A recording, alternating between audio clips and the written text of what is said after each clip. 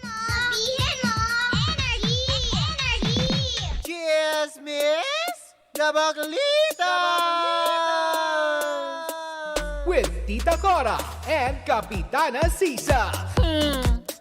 Same, pero iba! We are number 106.7 Energy FM. Panggawag mong sabihin na radyo, sabihin mo. Yan! Hello pa rin po sa lahat pa rin po ng ating mga pangga na patuloy pa rin pong nakatutok sa kanilang mga radyo. Transportasyon. Yun. Yun yung gusto ko sabihin. Mapapampublikong transportasyon man yan. Mapa na sa bahay kayo, mapa na sa mga negosyo nyo kayo, na mga nakikinig sa mga inyong mga radyo. Uy, maraming salamat po, lalong-lalo na dito sa Metro and Mega Manila. And of course, sa mga nanonood sa atin via our social media platforms on Energy FM 1067 on Facebook, TikTok, and YouTube. Sa buong Pilipinas at sa buong mundo, hello Philippines and hello world. O, diba? Kasalukuyang lumalaban ngayon, o, diba? Si Chelsea Manalo, hindi nang gutom, kung hindi sa preliminary round ng Miss Universe pageant na nagaganap ngayon sa Mexico. Hola! Ganon, diba? Na nakakaloka. Diba ipagdasal natin na mapag-igihan ni Chelsea Manalo ang kanyang laban sa preliminary para makausad, diba? At magkaroon ng pwesto para sa final round, diba? Na nakakaloka. Pero, bago ang lahat, hindi ba? Ay nako, eto na. May magandang balita tayo dahil mamimigay lang naman tayo ng 500 pesos. Gusto mo yon? Gusto ko yon! Ganon, diba? Hyper ni bakla, biyernes eh. Di ba na nakakaloka yan? Kaya nga naman mga pangga, eto na, tutukan na ang Pangga Bingo Plus Panalo! Ay, nako mga pangga. Gusto mo rin magkaroon ng instant premyo, instant 500 pesos. Wala kang iba pwedeng gawin. At wala kang gagawin. Wala kang iba pwedeng gawin. Ganun din yun. Wala kang ibang pwedeng gawin kung hindi tumutok lamang at makinig ngayong oras na ito. Dahil magpapaikot na ng ruleta si Tita Cora. Pasok! Mali, hindi pala. Si Bingbing pala yun. Paikuti mo na, Takors. Ay, taray. Oh, saya-saya mo dyan, Takora. Kamusta yung bataan? Ay, nako, eto na. Huminto na ang ating ruleta para sa ating pangga Bingo Plus Lucky Card for the day para sa programang Baklitas ay Jack of Hearts. Ulitin ko ha, para sa programang Baklitas para sa ating pangga Bingo Plus Lucky Card for the day ay Jack of Hearts. Tandaan nyo yan, Jack of Hearts.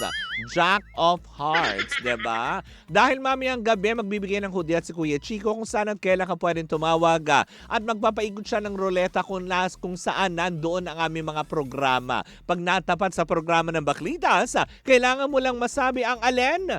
Jack of Hearts, diba? Para makuha mo ang premyong 500 pesos on air and 500 pesos online kung sakaling ikaw din ang maswerteng mapili sa ating online world. Nox, ang tara may online.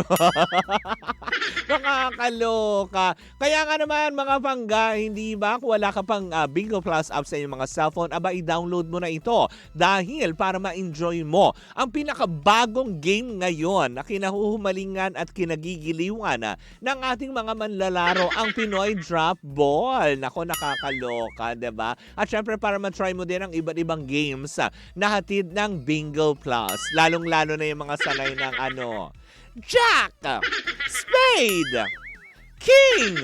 Diba yung mga ganon? 3 times, 2 times, 5 times. Ganon, diba? Tigilan nyo ha. Yung mga sinasabing iba, diba? Nung naglaro ng scatter na kamontero. Nung natalo sa scatter, naka-NMAX na. Nakakaloka. Hoy, paalala pa rin ng Bingo Plus that gaming is 21 years old and above only. Keep it fun, game responsibly. Ulitin lang natin na pag may sobra lang, pwede. At pag panglibang lang natin ito at wag, alam mo yung karirin, 'di ba? Pag walang extra, okay lang naman mag-wait ka lang dyan. Pero may pagkakataon ka dahil sa simpleng piso mo nga lang, 'di ba? Kayang gawing 75 million pesos yan ng Bingo Plus. O, 'di ba? Nakakaloka yun. Saan ka pa? Kaya kung ako naman din sa inyo, download Bingo Plus app now in your cell phones. 'Di ba? Dahil ating pangga Bingo Plus panalo ay hatid sa atin ang Bingo Plus. Bingo sa saya plus sa panalo. 'Di ba? Bye, Takors! See you Monday! Go! Pinalis! Hindi, totoo, seryoso yan. Sa Monday, makakapiling na natin ang ating nag-iisang labubu. Yeah. Ang aking 1,000 plus size. Diba? Ang pambansang akab na si Tita Cora, sa Lunes makakapiling na natin siya. Sa Lunes, ako naman daw yung wala. Char lang, hindi. Diyos ko, 3 weeks na nga lang hinihintay ko, magbabakasyon na ako. Antabayanan niyo po ako dyan sa mga taga-Siargao. Yan. Antabayanan niyo ako dahil malay niyo makita niyo po ako dyan sa tulay ng Siargao. Kung saan, where a fam is everywhere. Hello po sa mga nanonood sa atin. Di ba na nakakaloka to the highest level. Pero eto mukhang hindi rin, alam mo yun, hindi rin magpapatalo. Aba, nakakaloka. Dahil ibinalita natin noong nakaraang araw ang tahasan at medyo maanghang at medyo may katapangan na pagpapost si Chloe San Jose. Dahil nga sa sinabi ni Miss Ay de las Alas sa pakikipaghiwalay nito. Yan. Sa pakikipaghiwalay nito sa kanyang 10 years na asawa. O, diba? Pero, aba, wala pa yatang 48 oras. Aba, rumebate na ang kanyang anak. Diba? Na si Sofia de las Alas Bautista. Kung saan nga naman, diba? Sinagot niya ang maanghang. Hindi naman maanghang kasi medyo may laman na post nitong si Chloe San Jose na parang hinamon niya na kung matapang ka i-public post mo ang iyong, ayan si Sofia de las Alas Bautista, sabi niya gano'n. Kung matapang ka, public mo naman yung post mo regarding my mom. Sosyal, no? Dapat ganyan. Ganyan talaga yung medyo sosyal na makipag-away, no? What are you saying about my mom? O, diba? Yung mga hindi ba babae nun dapat, alam mo dapat Sofia, dapat sinabi mo anong pinagsasabi mo sa ina ko? May sinabi ba ako tungkol sa ina mo? Dapat gano. Yung ina mo ba, nilait ko? Bakit yung ina ko? O, diba? Di ba dapat ganon? Kaya siguro, in English na lang yun ni Sofia kasi maiibang interpretasyon ng mga tao, di ba? Kasi nga naman, di ba, yung pagdininig mo nga naman, pag Tagalog na Tagalog, di ba? So, may mom, ganon, di ba? You're my mom, ganon. Diba? Pero yun na nga, diba? Sabi nga ng ilan talaga, syempre, walang anak na hindi aalma, lalo pa kapag ang ina na nila ang nadadamay, diba? Hindi naman din natahasang, hindi naman nagpakababa naman itong anak niya na, alam mo yun, nagpakapalingkera Kumbaga parang, siguro bilang anak na nasaktan lang din dun sa post na ito na sinasabing naka-private nga naman daw. Diba? Kasi pinrivate So may mga circle of friends. Sinabi ko nga nung isang araw na ang nagpahama kay Chloe dyan, yung mga circle of friends niya na nakakita nung post kasi nilabas. 'Di ba? Kaya nga pinrivate nung tao 'di ba? So ibig sabihin, Chloe, yan, mag-ingat ka dahil hindi lahat na nakapalibot sa iyo ay natutuwa sa iyo, o 'di ba? Yung iba ipapahamak ka. Tulad na lang ng nangyari ngayon. 'Di ba? Nag-react na itong si Sofia, hindi si Andres, 'di ba? Kundi si Sofia de las Alas Bautista, buong-buo 'yon. Na hinahamon nga niya na magkita tayo Manila, o 'di ba? Dito ka Manila, magkita tayo. Tapang ka, 'di ba? Ay, ang taray ng mga... Alam mo, matagal ko nang hindi nagagamit yung mga ganong linyakan, ano. Tapang ka? Tapang? Lika, di ba? Hindi yung dinadaan mo ako sa pambabash. Di ba? Yung mga ganun. Mga aspeto na ganito. Kaya sabi nga ng ilan, wala naman din masama. Actually, sinasabi nga ng iba ngayon parang syempre kino-connect nila. Kasi ngayon, parang medyo mabigat nga naman yung statement kasi ni Chloe na what do you do to others will come back right to you. 'Di ba? Na ibig sabihin lang nito, 'di ba? O, 'di ba? Kasi inuna mo akong atakihin. Pero yung atake, parang walang makita ang mga netizen. Maski ako nire-review ko ulit dati kung ano nga ba pinagmula ng away nila or hindi nila pagkakaunawaan ni Miss Ai de las Alas dahil lang sa statement ni Ai na hindi ka pa girlfriend, ay hindi ka pa asawa. And which is totoo naman, 'di ba? Tsaka parang maganda naman yung advice lang doon ni Miss Ai na dapat minamahal mo yung nanay ng asawa, ng boyfriend mo dahil kung wala yung nanay niya, wala kang jowa ngayon. And which is tama nga naman, 'di ba? Tsaka dun sa mga magjojowa, totoo din naman yun eh. Hindi lang para kay Chloe ito, kay Carlos Yulo. Sa mga magjojowa, dapat alam mo yun, mabait kayo sa mga magulang ng inyong mga kasintahan. Kasi, sino ba alam mo yun, papasaan ba, kunwari kayo ang magkatuluyan, 'di ba? Makakapiling magiging parte kayo ng pamilya nila. Tsaka isa pa, kung bastos ka sa mga ganon, pinakikita mo lang din kung gaano ka kabastos at gaano ka pinalaki. Kasi magre-reflect yan sa magulang mo. Tama, mali. 'Di ba yung mga ganong aspeto?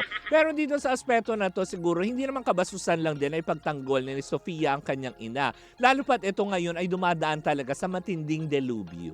'Di ba? Delubyo ng buhay niya na kung saan nga ngayon ay medyo, alam mo yun, hindi pa niya siguro kayang magsalita or hindi pa niya kayang makipagkwentuhan, kaya pa niya dahil syempre in pain pa siya eh. 10 years of relationship, hindi po madaling itapon yun. Yung 11 years nga, 'di ba? Masakit pa din. Lalo pa, diba, yung mga 8 years, diba? Ang taray. Diba yung mga ganong aspeto. Pero, diba, sana na lang talaga, sinasabi ng ilan, na hindi na lang siguro sana nag-comment ng ganito. Kasi parang, ito yung mga unsolicited mga messages eh. Kasi kumaga parang sinasabi lang ng ilan, okay. So parang sabi ng mga netizen, napapatunayan lang namin. Kaya siguro gumagawa ng ingay kasi hindi na napapansin ngayon yung magjowa. Kumaga parang natapos na yung mata ng tao sa kanila eh. 'Di ba? Although, syempre nababash sila dahil tumatanggap pa rin sila ng tumatanggap ng kahit na ano, 'di ba? Yung mga ganong aspeto. Pero sa aspeto na pag-uusapan pa, so parang sinasabi ng ilan, nagka-cloud chase na lang para muling maging relevant. Kasi nga 'di ba, na chismis din dati na nagpaplano di umano si Chloe pasukin ang mundo nga ng show business na, alam mo yon, kaya lang mukha yatang naunsyame after nung isang guesting niya sa ASAP. Parang wala na yatang sumunod. I'm not sure, comment down below. So parang siguro, para lang hindi mawala yung usapin at ang, alam mo yun, ingay sa kanyang pangalan. Kaya siguro nag-comment siya ng ganito na hindi naman din niya sukat akalain na meron siyang mga kaibigan na ipapahamak din siya sa mga ganito, 'di ba? Nakakaloka. Pero lesson learned here, o kaya moral lesson dito is less talk, less mistake. 'Di ba? You don't need to talk if you don't have to, 'di ba? All you need to do is to keep your mouth shut. Ganun lang yon para walang problema, 'di ba? Kung meron kang gustong opinion, kung alam mo lang din naman alam mo magsasanhi ng gulo, just keep it to yourself, 'di ba? Mas masarap kayang mabuhay ng mapayapa kaysa may mga kaaway ka, 'di ba? Na dahil lang sa simpleng komento mo na, alam mo yon, magkakaroon ng gulo. Tulad nitong ganito, 'di ba? Na kumbaga parang umalma na yung mga anak, 'di ba? So parang hindi natin alam kung saan pahahantong ito or baka mag-react. Siyempre, nandun pa din na nasa galit pa din si Miss Ai, baka mag-react ito ng siyempre hindi natin maiiwasan, 'di ba? Kasi parang iba nga naman yung mga binitawang mga mensahe nitong si Chloe para kay Miss Ai, 'di ba? Parang napag-alaman pa nga natin, parang kasi 'di ba una sinasabi parang fake daw yung posting.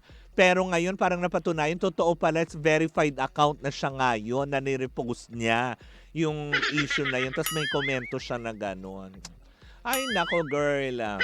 Magpapasko na, 'di ba? Let's give love on Christmas Day, 'di ba? Ganun lang naman 'yun eh. Ulitin ko, ang sarap mabuhay ng may kapayapaan, 'di ba? Hindi natin kailangan ng laging may gulo, kailangan bida, kailangan ganon. Ay nako, 'di ba nga? Kung si Jollibee nga napapagod. Mapagod din naman kayo. Anyways, ako mga bangga, maraming salamat po sa inyong pag-antabay. Ang bilis ng oras, araw na naman ng Biyernes. Sa Lunes po magkakitaan, magkabalitaan na naman tayo dahil kasama ko na ang pambansang akab na si Tita Cora. Oo, para sa isang umatigmong tsikahan na naman na dala-dala ng dalawang bakla. Muli po ako po sa Kapitana Sinsa, sa ngalan ng aking partner na si Tita Cora. Kami pa rin ang baklita sa Woo Woo Woo! And we are still same pero iba! We are number 106.7 Energy FM. Panggawag mong sabihin radyo, sabihin mo